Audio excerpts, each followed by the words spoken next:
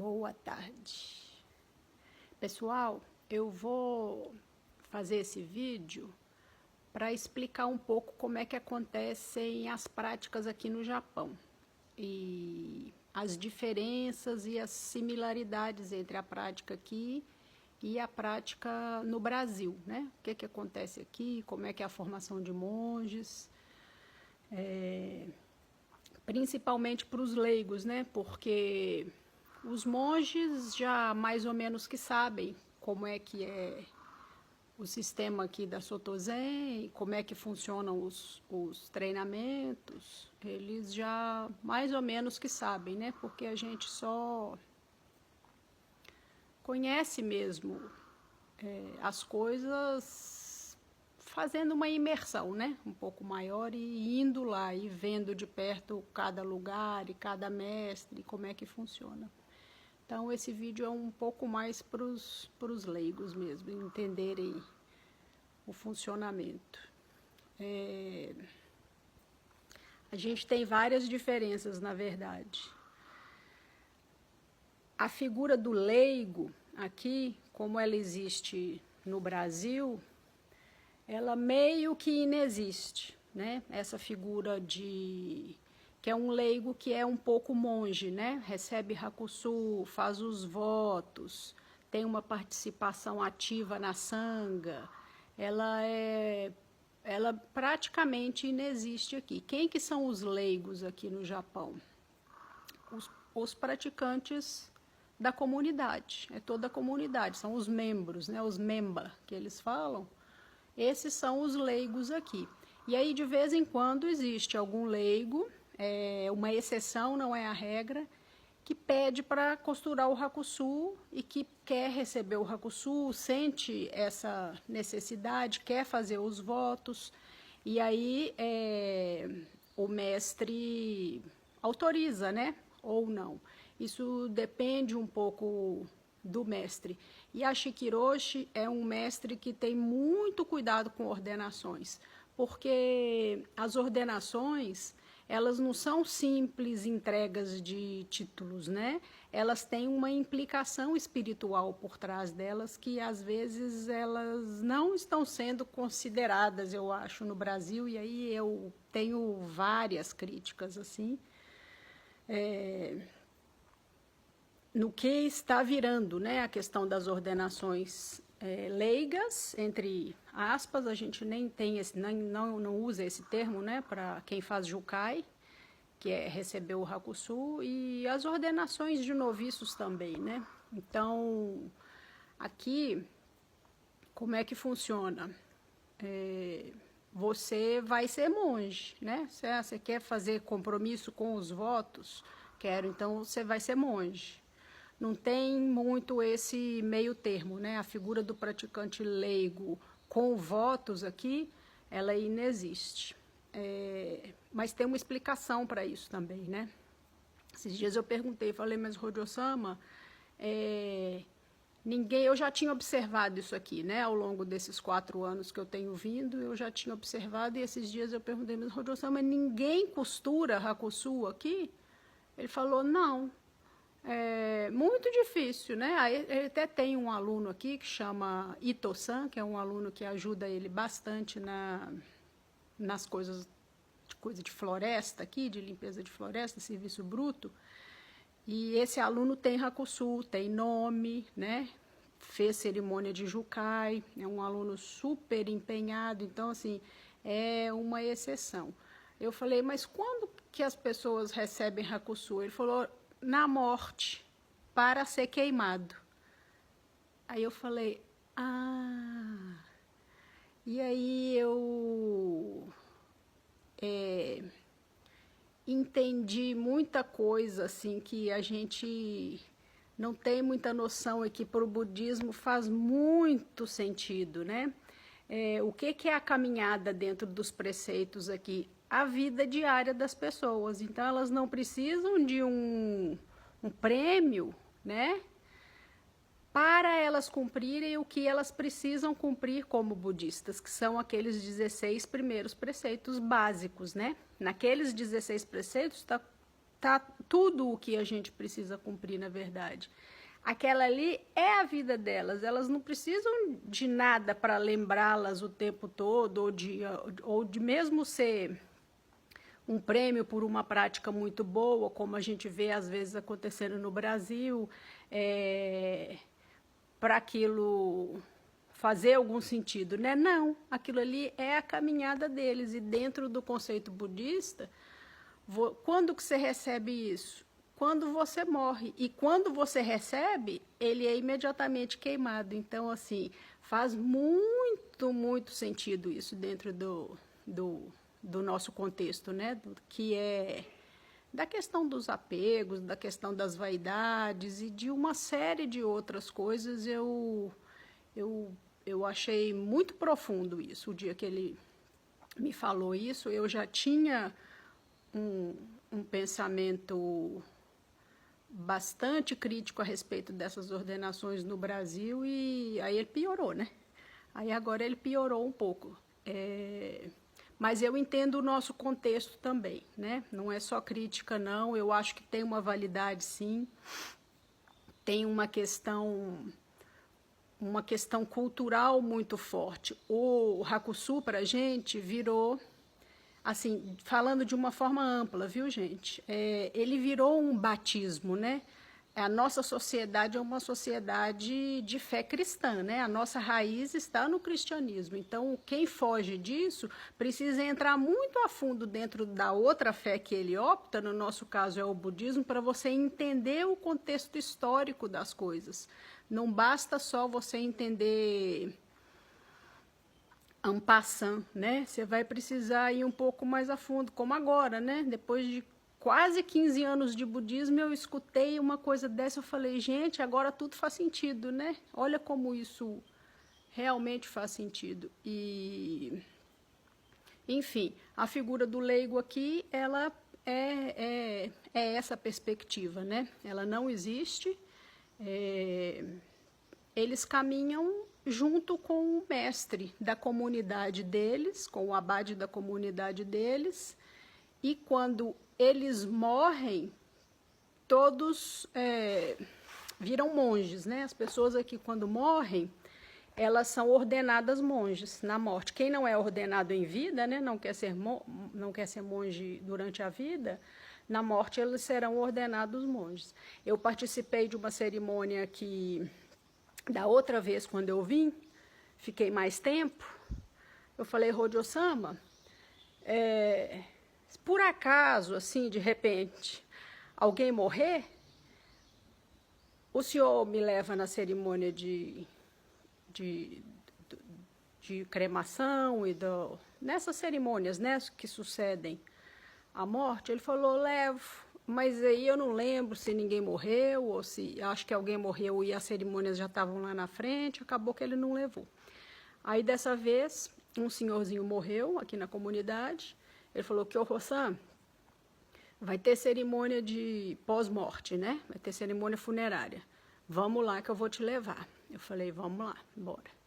E aí, eu nunca tinha participado, nunca tinha visto o que acontecia. E aí eu vi o que foi, participei, vi a ordenação desse senhor Noyama-san. A ordenação dele na mesma cerimônia que ele,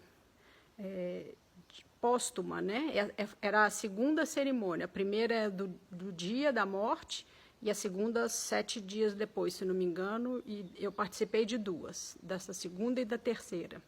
E depois tem uma série de cerimônias até o 49, que é o período do bardo, né? Essas cerimônias são feitas durante o bardo. E aí, muita coisa também fez sentido, assim, eu até conversei com Shuei-san, como a questão dos treinamentos aqui é profunda, né? E necessária para quem quer realmente seguir um caminho monástico. Naquele momento ali, eu achei a cerimônia muito forte, muito profunda. Eu vi como o Roshi estava empenhado, assim, concentrado, a fisionomia dele mudou. O monge que estava acompanhando ele na cerimônia com os sinos, absurdamente concentrado, preparado, a entoação, a entonação dos sutras, cada um numa velocidade, na velocidade e nos termos do que o oficiante estava fazendo. Então, você via que a coisa assim era seríssima, seríssima. E eu vi, naquele momento, o que era Orochi estava fazendo? Ele estava interferindo no bardo daquela pessoa, né? A partir daquele momento, ele estava interferindo nisso, no bardo. Então, assim, é muito sério, muito sério. E esses meninos que estão aqui se preparando tão bem, né, por tanto tempo, é isso que eles estão fazendo, né?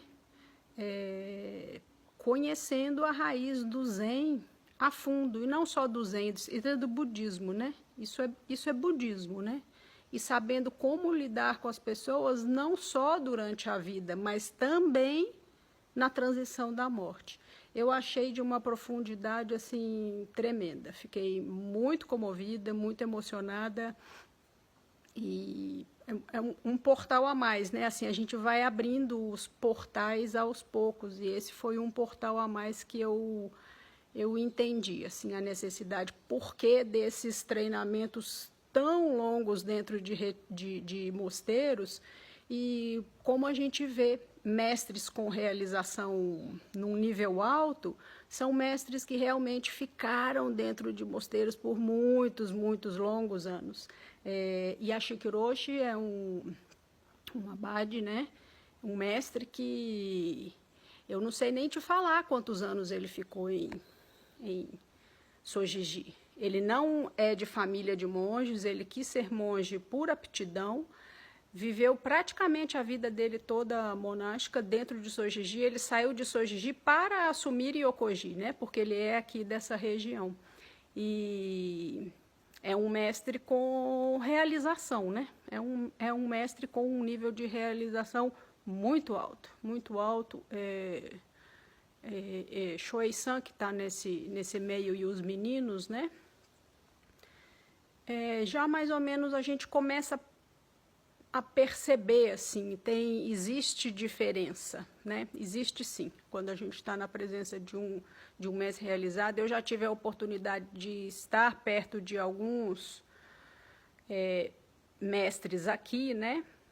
E aqui e no Brasil também, né? Não só aqui, mas aqui, onde eu tenho ficado mais tempo em treinamento, a gente vê alunos também, a gente vê leigos com realização. Então, assim, isso não é prioridade dos monges, mas os monges que ficam, né, no treinamento proposto, né, que eles que fazem o que eles se propuseram a fazer, que é serem monges em completude, existe uma diferença, sim. E aí tem de tudo, né, gente? Tem de tudo. Tem monges que... Porque aqui, como é que funciona? Para vocês entenderem. Como é que funciona o sistema do monastério aqui? A maioria dos monges herdam os templos dos pais. Os templos aqui viraram meio que o negócio da família, né? Há muitos anos isso vem acontecendo, e vai passando de pai para filho. Tem monges que têm realmente aptidão para o monastério, e tem monges que não têm aptidão para o monastério. E aí eles ficam realmente só no business, né? Viram um negócio, vai lá, faz o batuque, porque as cerimônias são pagas, né? Então faz o batuque para os membros da sua comunidade, porque ele já herdou aquilo ali, e vive disso, e é isso aí. E tem tem monges que realmente se dedicam àquilo, tem um bodhisattva, né? Tem um coração monástico, e levam isso para a sua comunidade, atuam como monges junto da comunidade, atendem os membros dentro da expectativa do que é o budismo aqui no Japão. Então, a gente vê de tudo aqui. E como é que é a formação desses monges? A maioria desses monges, todos para herdar um templo, é difícil explicar, mas vou tentar. Vamos lá. Para herdar um templo, os monges têm que ficar pelo menos 6 meses em treinamento. Então, assim, não existe a possibilidade de você ter um templo se você não ficou 6 meses dentro de um mosteiro de treinamento. Os 2 maiores mosteiros são Sojiji e Eiheiji. Tem outros mosteiros de treinamento. Aqui, Kasuisai mesmo é um, né, que tem vindo bastante brasileiros para lá. Saikawa Roshi tem um movimento bom. É um mosteiro pequeno, mas é um mosteiro de treinamento, né? Sojiji Soin, aqui pertinho, também é um mosteiro menor, mas ainda é mosteiro de treinamento. Koshoji, que é o primeiro mosteiro de Dogen, lá em Uji, ainda é mosteiro de treinamento. Então, tem vários pequenos, né? Mas existe um componente...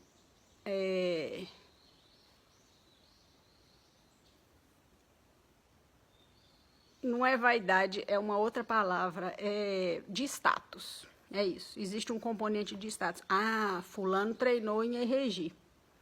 Ah, esse monge foi treinado em Sojiji. Porque são os 2 headquarters, né? São os 2 mosteiros de treinamento mais preparados, assim, digamos, para isso, que são tidos como muito bons treinamentos aqui. Então, a maioria dos filhos, ou de quem não precisa ser filho para ser monge, né, gente? Eu tenho vários conhecidos aqui, e a Shikiroshi é um, que não tem filiação, né? Pai, avô, tataravô, monge, e quis ser monge assim mesmo, né? Tem vocação. E aí, o que você faz? Para onde que você vai? Para a linhagem do templo do seu pai ou do seu professor. Então, por exemplo, se o pai tem uma linhagem em Eiheiji, geralmente o filho vai treinar em Eiheiji.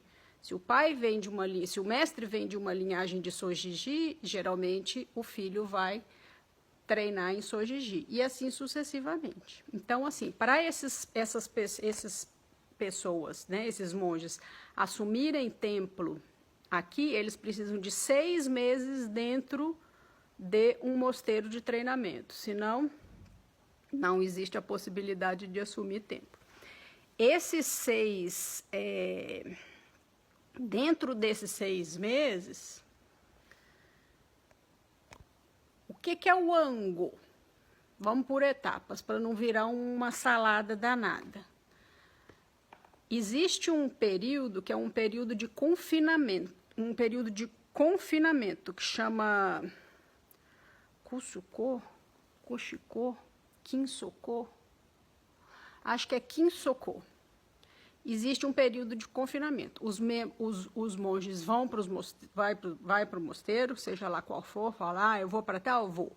Chega lá, bate 3 vezes a madeira, se apresenta, né, para ser treinado. Aquilo que Shoei-san fez agora de novo, ele se apresentou pela 2ª vez, né? Porque agora ele está fazendo um treinamento para ser professor de monges. Então, essa primeira etapa aqui, que você é noviço, você se apresenta, fala, eu vim para ser treinado. E aí você fica em 100 dias de confinamento. Você chega no mosteiro, tem uns que tem até a pontezinha mesmo para atravessar, aqui em Sojiji Soin tem, você tem que atravessar uma ponte. Então, tem toda uma metáfora por trás dos movimentos todos dessa entrada no mosteiro.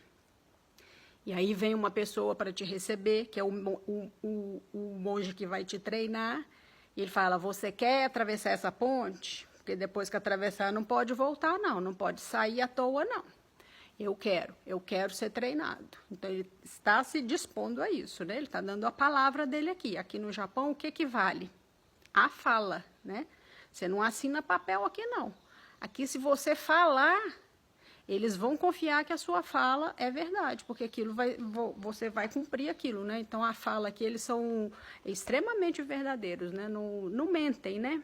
Então, aqui o negócio é a fala. Ele fala, não, eu quero, eu vou entrar, eu vou cumprir. E aí ele entra para esse período de confinamento. Naquele momento, tudo é retirado dele. Celular, ninguém fica com celular dentro de mosteiro aqui, não. Em treinamento, angô, Kinsoku, que são os 100 primeiros dias, tudo, os meninos foram pegar no celular deles depois de mais de 1 ano dentro de Sojiji. Não fica com celular, porque senão perde o sentido, né, gente? Você vai para um lugar para se aperfeiçoar, para realmente poder sair um pouco do universo que a gente vive imerso, de burburinho. E continua dentro do burburinho, porque a internet leva a gente para dentro disso, não tem nenhum sentido. Então, você entrega tudo. Aliança, se for casado, tem que ficar dentro da sacolinha. Todas as roupas, carteira, passaporte, fica tudo retido. Alguém vai cuidar disso, no final você vai te entregar tudo de volta. Se tiver R$1 dentro da carteira, ele vai ser devolvido para você, mas no final. Enfim, entra para o tal dos 100 dias de confinamento. Dentro desses 100 dias de confinamento, existe o angô. O angô, ele não é o treinamento. O angô é um evento separado. A gente escuta muito isso dentro do Brasil. Ah, vou fazer um angô. Não, é equivocada essa fala, né? O angô, o que é o angô? É a ascensão do Chussô. É o que Joken-san era agora. O que aconteceu ali na cerimônia de Joken-san foi exatamente isso. Joken-san era o Chussô, que é o quê? O monge mais antigo treinando os novatos. Ele é o Chussô dessa temporada em Sojiji. Então, o que é o angô? 3 meses em que o Chussô, que é o monge mais velho ali naquele período, treina esses monges que entraram para fazer o treinamento. E aí, esse monge, que é o Chussô, ele vai ser elevado, né? Upgrade, para vocês entenderem. Vai acontecer um upgrade. Ele deixa de ser noviço e passa a ser zagen, naquela cerimônia de combate do Dharma. Daquele momento em diante, daquele vídeo do Joken-san para frente, ele não é noviço mais, ele é zagen agora, né? Upgrade.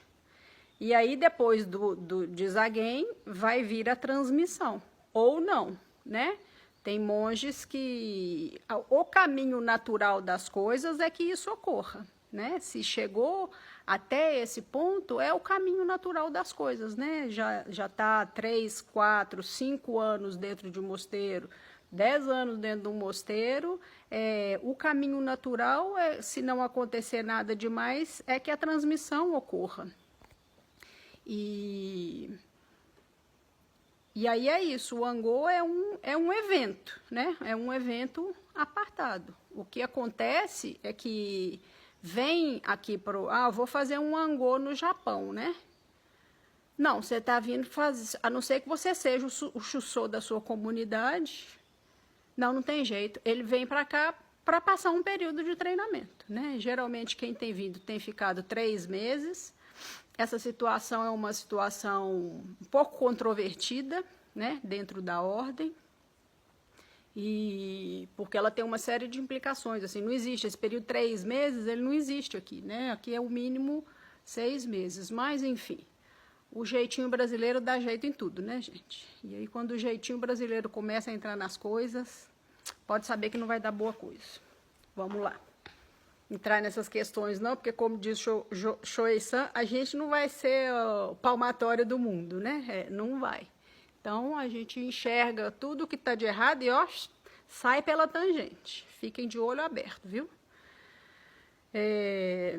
Então, é isso. Os treinamentos acontecem assim. Primeiro, entra no mosteiro, ficam 6 meses, a maioria dos monges fica entre 1 ano e 1 ano e meio em treinamento, porque aí dá para você passar por todas as funções para realmente entender como funciona o mecanismo dentro de um mosteiro e as funções específicas que eles vão precisar disso durante a vida e a morte, né, para fazer toda essa ritualística cerimonial. E, ao mesmo tempo, treinando a si mesmo, né, gente? Existe uma crítica muito grande de que os treinamentos aqui no Japão só treinam técnica, que ninguém aqui não tem treinamento para realização e papapá, papapá. Essas críticas sempre vêm de quem não se esforçou para ficar aqui o tempo que se dispôs a ficar. Pode saber, é gente que veio aqui pegar o papel e ir embora. Assim como tem gente aqui que pega o papel e vai embora. Então, assim, só muda de casa, né? Os problemas são os mesmos. É mais ou menos isso. Então, assim, o que é a grande realização de Saikawa Roshi, na minha opinião? Ele dá oportunidade, né? Saikawa Roshi tem um poder político gigantesco dentro da ordem, né? Ele é Sokan. Nós temos 5 Sokans no mundo. Sokan é um cargo, né? É um cargo político. Então, nós temos 5. Um Sokan para a América do Sul, que é Saikawa Roshi. Um Sokan para a América do Norte. Um Sokan para o Havaí. Um Sokan para a Ásia e um Sokan para a Europa. Então, assim, é um cargo de muito poder. E então, o que Saikawa Roshi fez durante esse período todo que ele está no Brasil? E que foi maravilhoso. Ele regou as plantas que Tokuda-san plantou. Porque os méritos da raiz do Zen no Brasil são do mestre Tokuda. A gente nunca pode esquecer disso. E quando se esquecerem, a gente lembra. E o Zen tem muitas dívidas com a sanga do mestre Tokuda e com o mestre Tokuda. Muita coisa precisa ser resolvida. Eu estou torcendo para tudo dar certo. Parece que está nesse caminho. E a gente precisa dar essa resposta para Tokuda, porque todo o mérito do Zen no Brasil é dele. Foi ele quem plantou essas sementes lá. Todos os mestres que nós temos hoje foram alunos do mestre Tokuda. E o que Saikawa Roshi faz? Te dá oportunidade. E aí tem gente que aproveita dessa oportunidade, né, sabiamente, e vem ficar e se dispor a fazer o que você se dispôs, né? É muito difícil, muito dispendioso ficar aqui no Japão tanto tempo, né? E uma fala que a gente escuta isso às vezes, né? De que os treinamentos aqui seriam só técnicos, de meninos que estão aqui há 5 anos. Não, gente, a gente não pode desmerecer a prática das pessoas assim, não, né? E o esforço. Eu conheço o Shoei-san desde 2013, né? Eu conheci Shoei-san no Rio, na sanga do Lama Tarchin, que ele já era monge, ele já praticava lá, ia ter aulas com o Lama Tarchin no budismo tibetano, porque é interessado, é inteligente, quer se aprofundar, né? Então, ele já tinha esse interesse antes e a pessoa que eu conheço hoje é outra pessoa, né? Ele tem conseguido ter um olhar profundo para dentro de si mesmo. Todo mundo tem... a gente tem vários defeitos, né? A gente é defeituoso, gente. A gente é humano, né? Mas tem coisa que não dá para a gente ficar negando a vida inteira, não, porque são situações de determinados status cômodos que não querem se alterar. E aí você fala, não, lá é daquele jeito, aqui é que está sendo bom. Não, a gente precisa ir lá, olhar como é que as coisas acontecem, ter um olhar um pouco mais amoroso e mais aguçado para as pessoas e para as práticas e conseguir tirar, né, o que tem de muito bom, o que tem de muito ruim, porque isso tem para todo lado. Tem muita coisa muito estranha acontecendo no Brasil também. É só você ir a fundo e você vai ver, né? Então, os treinamentos aqui têm validade, sim, não só para brasileiros, mas para qualquer pessoa que venha e se disponha a ficar aqui o tempo que precisa para ter uma formação completa, né? E não é uma formação técnica, não. É uma formação de monge. Você está sendo monge, né? Dentro de Sojiji, você está atendendo as pessoas o tempo todo. Shuei-san agora está ensinando alunos novatos que vão lá. E aí, assim, chega num patamar que é o Seikyoshi, que é agora, ele é do 1 ao 6. São 6 níveis para a formação completa de professor, são 6 níveis. Só que é de cima para baixo, quer dizer, o primeiro é o último nível. Você chegou aqui e pegou um papel. Boa tarde, quer ir embora? Quero. Não quero não, quero ficar. Vai passando até o 6º. Então, o 6º nível, na verdade, é o primeiro, é o contrário, né? E tem muitas sutilezas que acontecem nesse processo, né? Agora mesmo eu vi isso de uma forma muito clara, assim, Shuei-san chegou a Seikyoshi, que é um nível alto, né? Hoje no Brasil a gente não tem um Seikyoshi. Para onde que mandaram ele? Para o jardim. Então, assim, você chegou aqui agora, chegou, volta para o jardim. Então, são essas sutilezas, né? O budismo trabalha no campo sensível e no campo sutil. Então, esse tipo de sutileza é que treina uma mente realizada.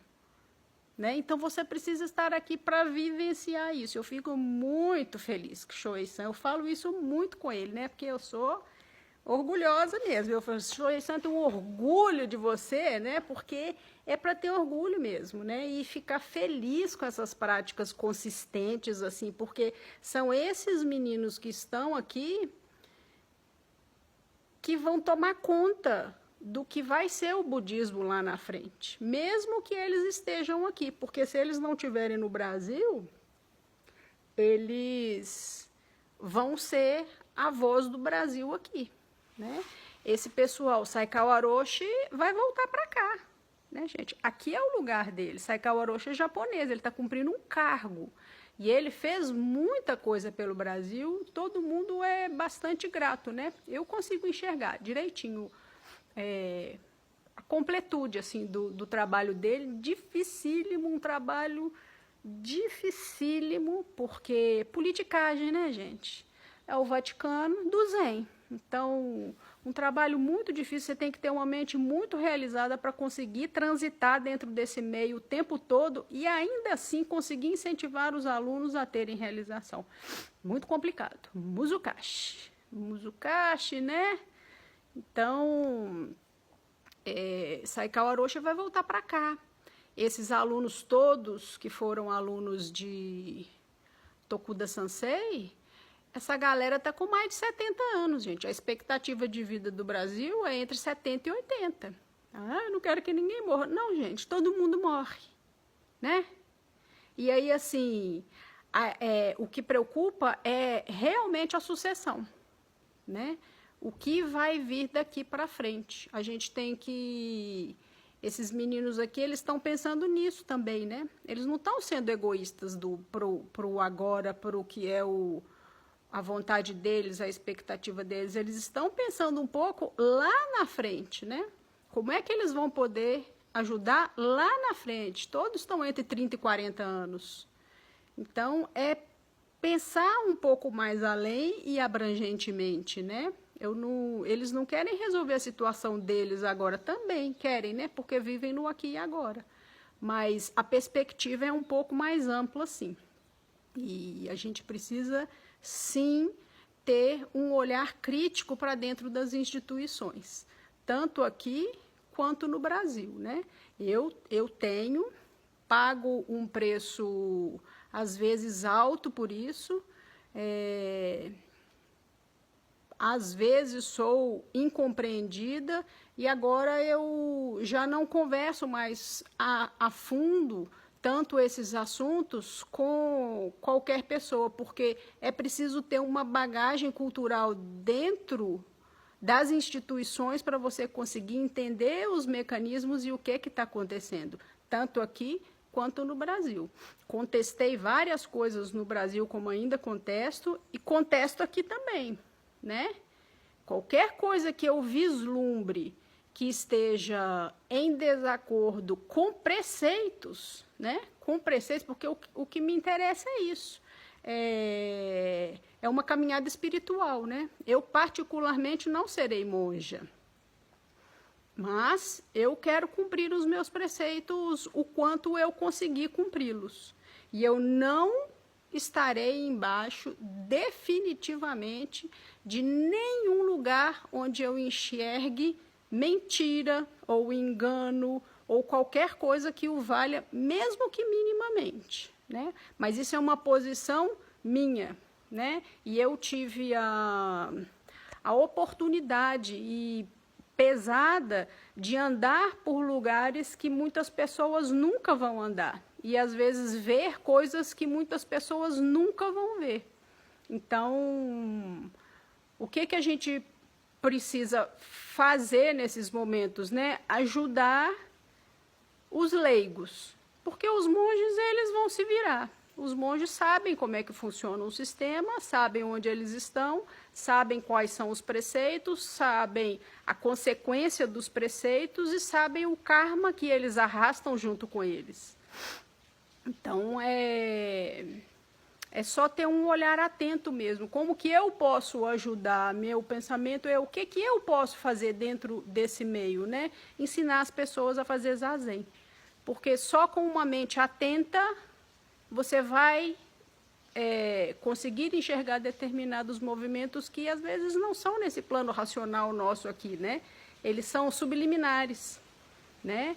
E o karma das pessoas é arrastado para junto disso. É muito sério o compromisso monástico, né? Quando eu cheguei aqui, eu pisei aqui, saí para jantar com o Roshi. Eu sou aluna de Yashiki Roshi, hoje em dia, e de Shoei-san.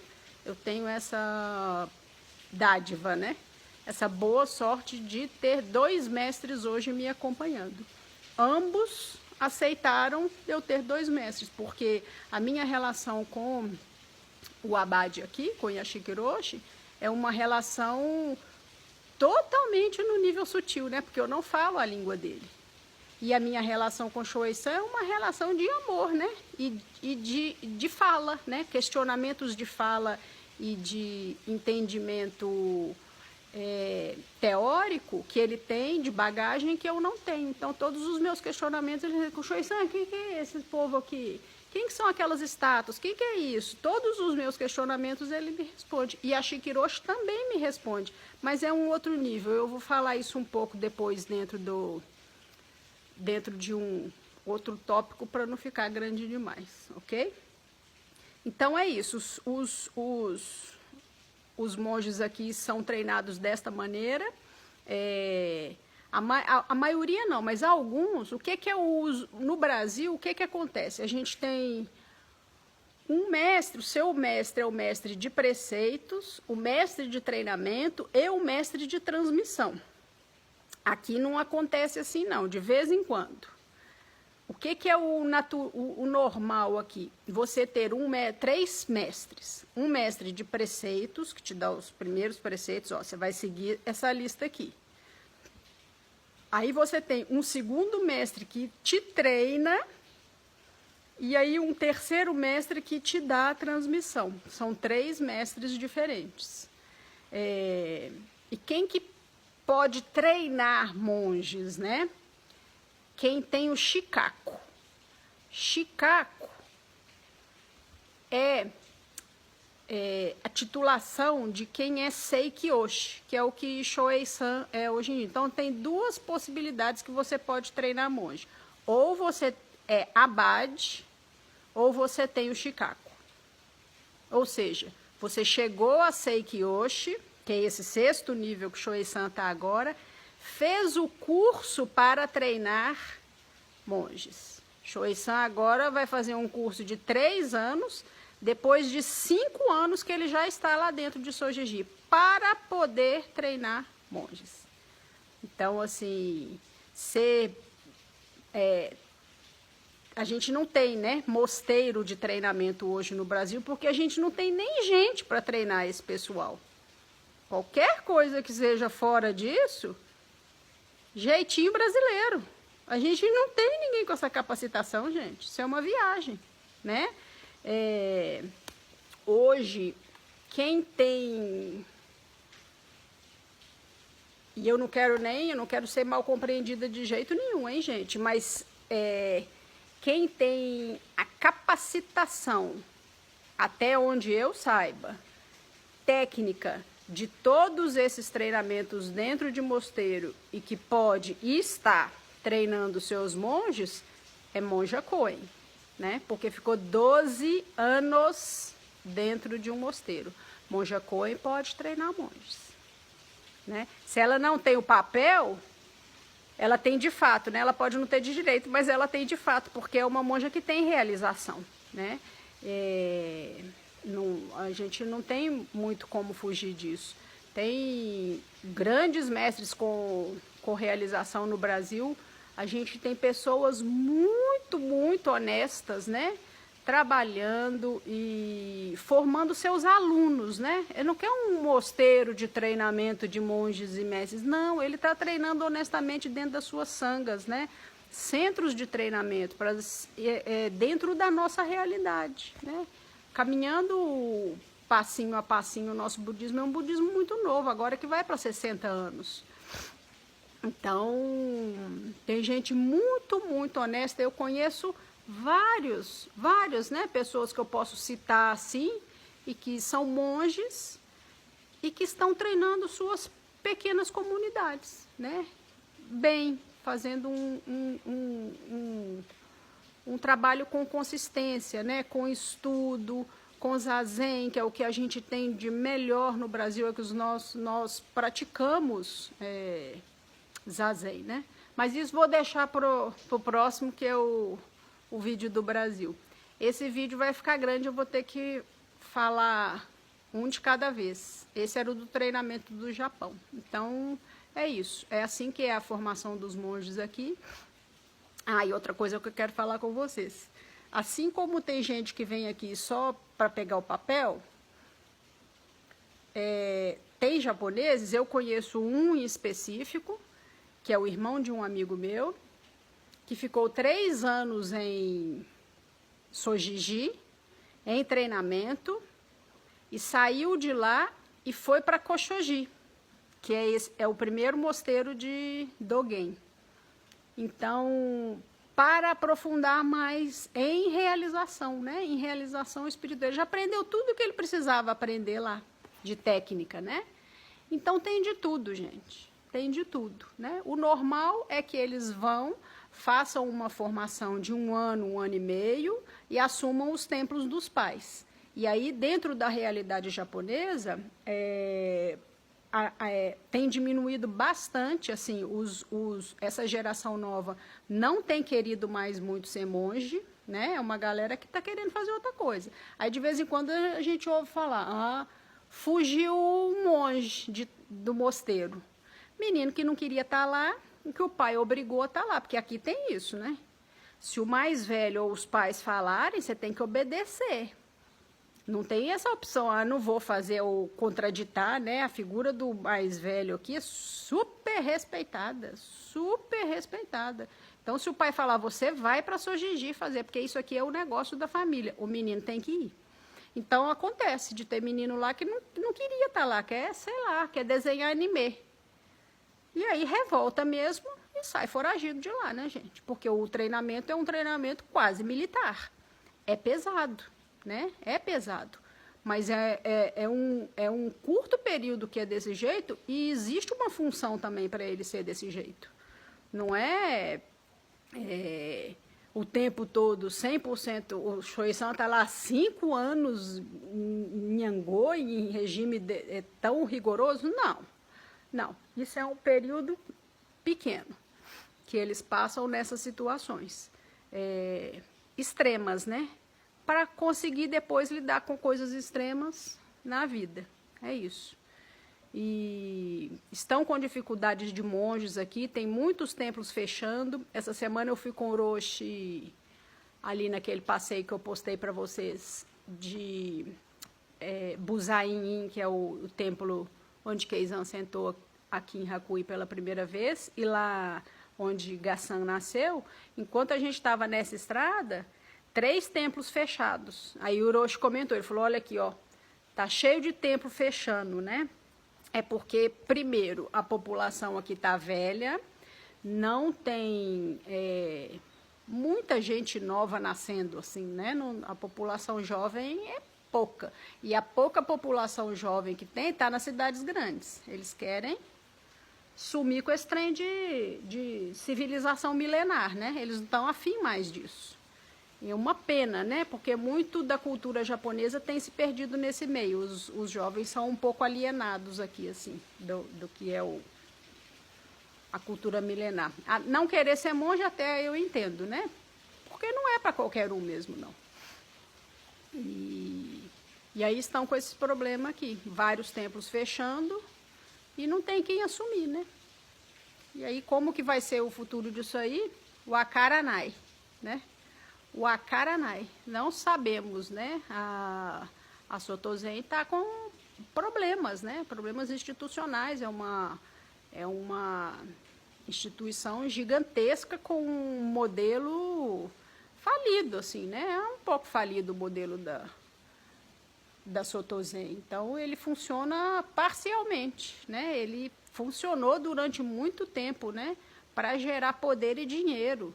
E que bom que tem coisas que fogem disso, né? Saem um pouco disso e tem gente muito boa ainda saindo de lá de dentro e os templos estão conservados, isso é uma boa coisa. Então, assim, tem que conseguir enxergar as coisas boas e as coisas ruins também. Mas o futuro não é bom, não. O futuro do Zen aqui no Japão, eu acho que essa geração e mais uma, no máximo, se não tiver uma mudança radical, acho difícil. Shutetsu-san, que é de Ibaraki, né, tem feito um trabalho muito bonito. Ele tem uma associação de jovens monges de Ibaraki, eles até receberam uma doação da Sotoshu agora grande para eles começarem um trabalho mais de perto com a comunidade. Então, assim, tem monges se movimentando nesse sentido. Voltando com o contexto de Sangha, que é diferente do nosso, mas assim, voltando com o Zazen para dentro dos templos, fazendo eventos para a comunidade dentro do Zen, né? Eventos palestras para escutar sobre os mestres, eventos para falar sobre Tenzo, né? Ensinar a culinária de mosteiros, tem tido um movimento para revigorar isso sim, mas ele está caminhando um pouco devagar. Vamos ver como é que vai ser isso aí para frente, né? Então é isso, galera. Próximo eu falo sobre as perspectivas do budismo no Brasil. Gachou.